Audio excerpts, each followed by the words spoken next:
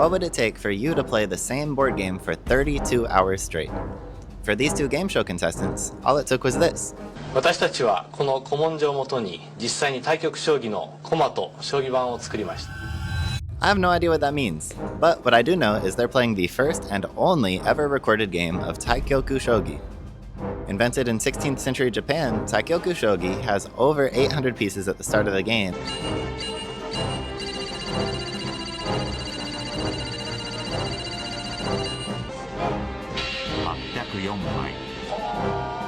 And takes thousands of moves to complete a single game. In this video, I'm not only going to be making a board, but I'll be playing the second ever recorded game in history. This is Taikyoku Shogi.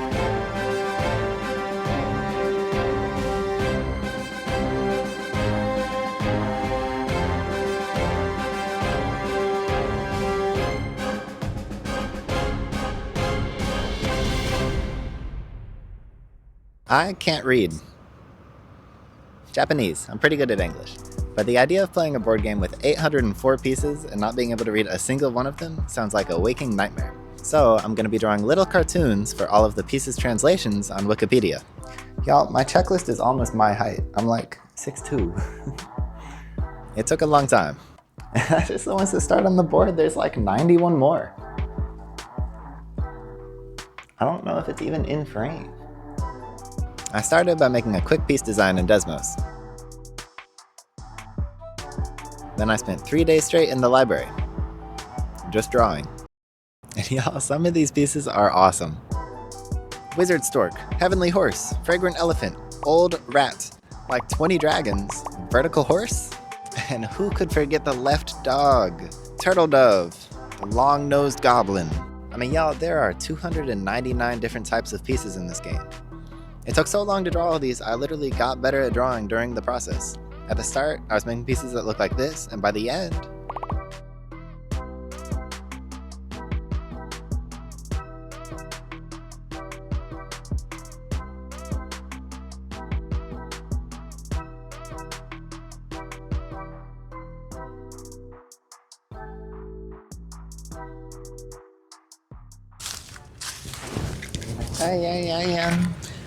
I'm a peacemaker. The very next step was to manufacture the actual pieces. The best and easiest way to make a whole bunch of flat pieces is to use a laser cutter. This board was $15 at Home Depot. I should be able to just put it in the laser cutter and it'll just kind of burn through the outline of the pieces. And it should be just barely big enough for the laser cutter to cut 1,000 pieces out of it. So I went to my school's invention studio where they have a free laser cutter for students to use. But they told me that they're going to be closed for the next week. And I didn't have a whole week to wait. My friend who agreed to play the game with me was leaving on the 25th to go to the Netherlands for study abroad. And for some reason, he wanted to say goodbye to his family before he left. And since the game takes 32 hours to play, that means we would have to start on Thursday. Which, if I waited this whole week, means that I would have exactly Tuesday and Wednesday to manufacture 804 pieces of 208 different types.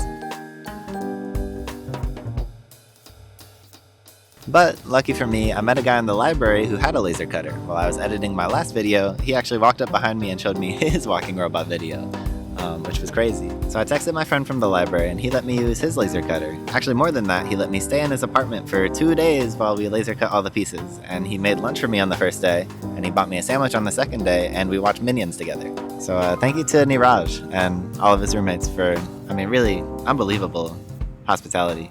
I don't think I would have gotten it done in time without you guys, so thank you. By the end of Sunday evening, we had cut a total of 1,008 pieces. But I still hadn't started on the board, and we had 3 days until the game would start. So I got the help of my good friend Studio Flo. Flo brought me to a wood shop, and he showed me how to turn a long, flat piece of wood into a square, flat piece of wood, which is a lot harder than you'd think it would be. He also made me record everything so that I could make a cool woodworking montage like he does, so...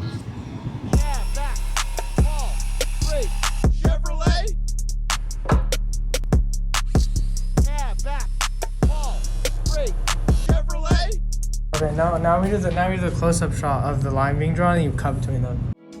Studio Flo, amazing woodworker, and a phenomenal sense of dramatic tension.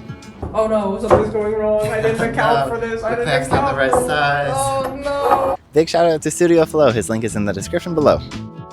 I left the glue to dry overnight and I picked it up the next day. Then I applied some wood finish to it and I painted it. And I got very lucky. We had a couple snow days here. My dad sent some cute videos of my dogs.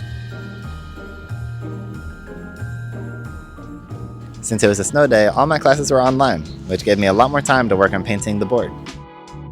Also, just a side note, I'm a math major, and these English classes are way more fun. Just come to class, do the work, or fake that you've done the work. Here's my first pro tip for you. Never admit to a professor you have not done the work for the day. We are not your parents, and we do not want the truth. I want you to fake it if you haven't done the work. If you can believe it, I did not do the reading that day. Unless you're my professor, in which case I totally did the reading that day. At this point in the week, I had all 1008 pieces laser cut, but I still didn't have any of the designs on them quite yet. We did laser engrave one of the designs on, but it took around 15 minutes, and 15 minutes times 804 pieces works out to be around 9 days. And I think accounting for eating and sleeping and class, it would end up being around a month. So I had to come up with a different solution. I wrote some code to organize all of my drawings into print sheets, and then I printed everything onto transparent paper. And I would literally just cut out the designs out of the transparent paper and use a Q-tip to glue it onto every individual piece. And I got through around 150. Which is where my good friend Wesley comes in. And he's actually the person who agreed to play the game with me.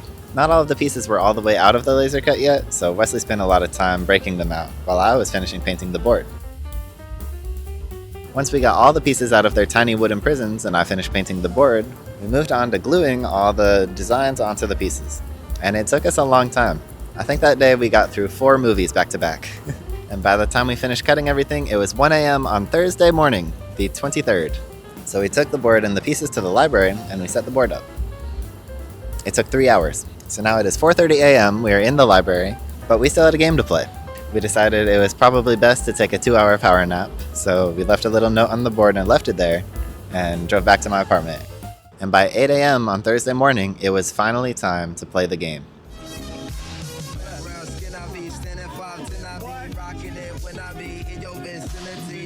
Hold your horses, we have to talk about the rules first. I do not want this game to take 32 hours.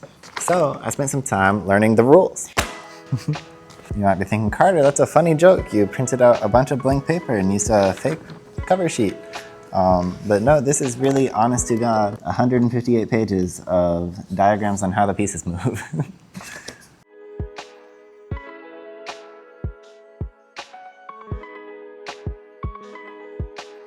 Right here is what the board looks like at the start of the game. At the bottom are your king and your prince. To win a game of Taikyoku Shogi, you have to capture all of your opponent's kings and princes. This is unbelievably hard because there are 400 other pieces in the way of you accomplishing that goal. But luckily, I have a plan. Ancient Dragon. The Ancient Dragon moves like a bishop, but it also has another second ability. If it's moving vertically, it can jump over any number of pieces as long as it makes a capture at the end. So in theory, if we can just get an Ancient Dragon in the same file as one of Wesley's kings or princes, we should be able to capture it, which will give us a massive lead at the start of the game. But there are a couple problems with the Ancient Dragon. The big one is that it's not even on the board at the start of the game. In normal chess, a pawn can promote when it reaches the end, and the player chooses whether it becomes a queen, knight, bishop, or a rook. But in Taikyoku Shogi, a piece promotes every time it makes a capture. In addition, the players don't choose what their pieces promote to. Everything has a set Pokemon evolution line. So for example, if your pawn captures a piece, it'll turn into a gold general. Then when that gold general captures a piece, it'll become a rook. The rook becomes a dragon king, the dragon king becomes a soaring eagle, and the soaring eagle becomes a great eagle. Pretty much every piece on the board has some crazy Pokemon evolution line like this, which makes the game very complicated. There is only one piece that can promote to the Ancient Dragon, and that's the Great Dragon, which is a problem because the Great Dragon starts back there. So, to win this game of Taikyoku Shogi, my game plan is mostly just to try and move the pieces in front of the Great Dragon out of the way so I can use the Great Dragon to get an Ancient Dragon and ultimately capture one of Wesley's kings or princes early. There's a couple more problems with it, but I'll save those for the game. And I believe it is finally time to watch the game.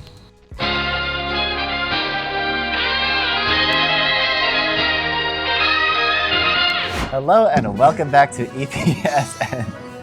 I'm Bob. I'm Rob. And this is the 2025 Sesquiannual Taikyoku Shogi Championship. Booyah! On our left, we've got our first contestant, Carter Simrad, 10-time winner of Vogue's Sexiest Man Alive. But will those good looks translate to the board? We'll see. And on the right, we have Wesley, owner of the one and only Decker the Cutest, the famous Fortnite playing cat. Call me Decker the Coldest the way I just rolled and smoked him. LLLLL. That's one funny feline. Oh my god, I'll tell you. But that's enough Fortnite. Let's get into the game, where I hear that Wesley is starting to make his first move.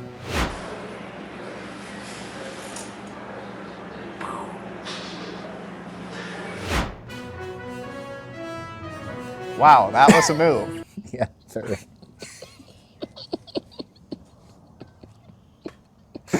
Okay. So Now, Bob, let me ask you, there's 36 pawns on this board. Why did you choose that one? that's such a great question, Rob. But the key part of that move is that pawn is actually diagonally next to the dragon horse. And the dragon horse, it moves kind of like a bishop, but a little better. And once it moves along the diagonal, it'll actually be supported by the ox soldier behind the dragon horse. This is an incredibly strong play by Wesley at the bottom. Sorry. And I don't know if Carter's going to be able to come back from this. Wow, that's crazy. We'll see.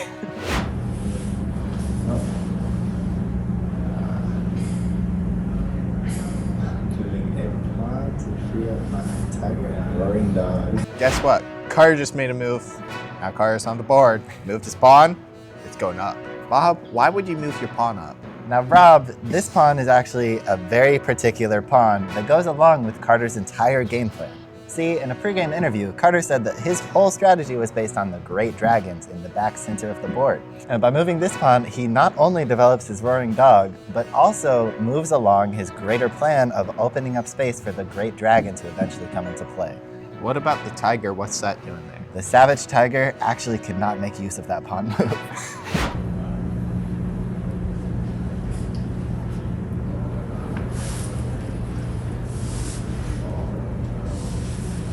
Oh my god!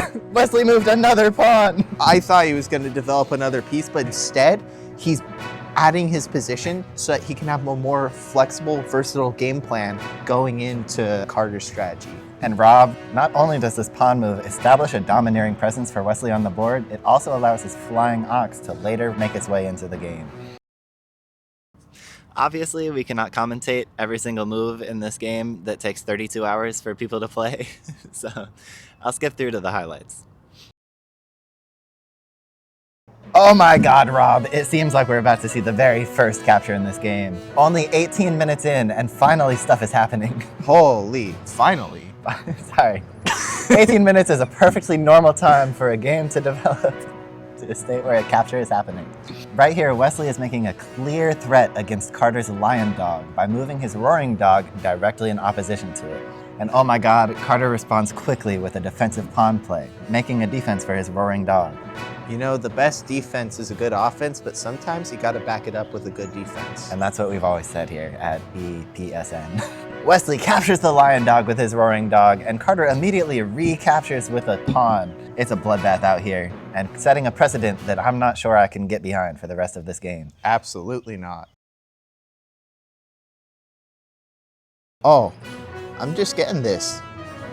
Wesley took advantage of Carter's mistake. He saw the opportunity and took the free pawn with his grandmaster.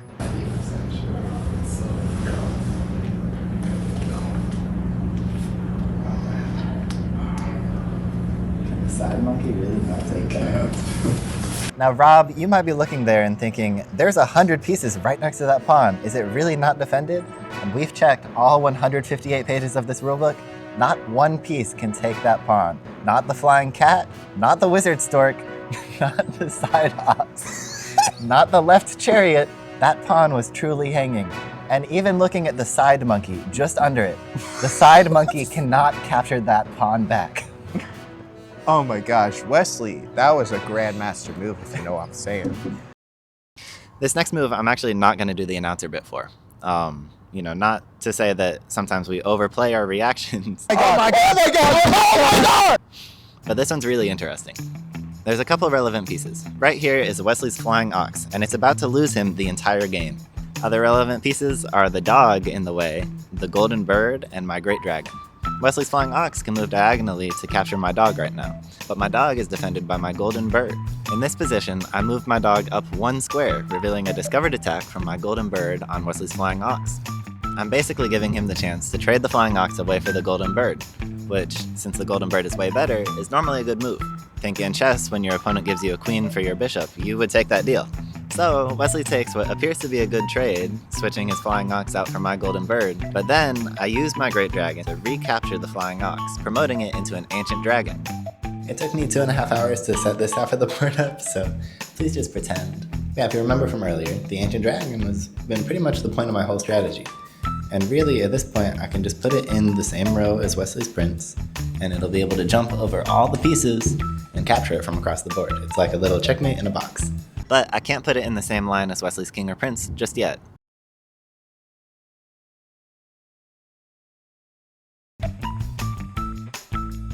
Range capture pieces move in a line and can jump over any number of pieces, and they capture all the pieces in the line they jump over. If that sounds like it's really broken, it's because it is. If this great general's right here, it could literally capture 35 pieces in 1 turn. You know, that's a whole chessboard, and then change. Luckily, they do have some downside. See, in Taikyoku Shogi, every piece has a rank. At rank 1, you have the king and the prince. At rank 2 is the great general. Rank 3 is the vice general, and rank 4 is the rook general, bishop general, violent dragon, and of course the flying crocodile. I wonder why nobody plays this game. Every other piece on the board is rank 5. A range capture piece can only capture a piece of lower rank. So, no range capture pieces can ever take a king or a prince. For example, a great general can never capture another great general, since they're both rank 2. But a vice general can capture a flying crocodile, but a flying crocodile can never capture a vice general, since the vice general is rank 3 and the flying crocodile is rank 4. So, to protect my ancient dragon, I took my own great general and captured 4 of my own pieces. Wow, I'm taking my great general, living up here, capturing my own lion hawk, great turtle, and diva. Wesley thought for a while, but ultimately, there wasn't really a way for him to stop me from capturing his prince with the ancient dragon. We spent some time making some intermediary moves, but at the 1 hour and 20 minute mark, I finally took my ancient dragon and used it to capture his prince. Alright, the time has come. I would like to capture your prince with my ancient dragon, please. But there is a slight problem. There are 3 pieces besides your starting prince and king that can promote to a prince or king, allowing you to get a total of 5 kings over the course of the game.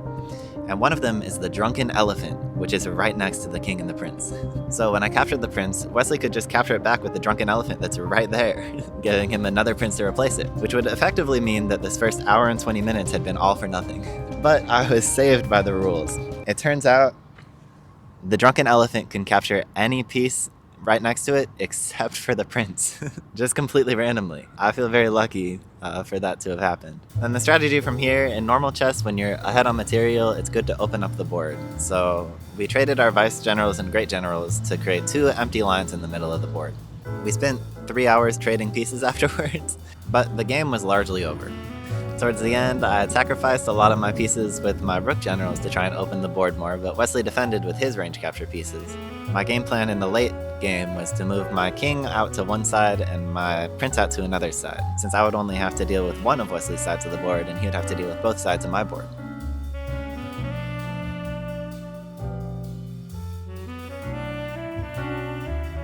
At the 4 hour mark, Wesley resigned, which means that we have a winner!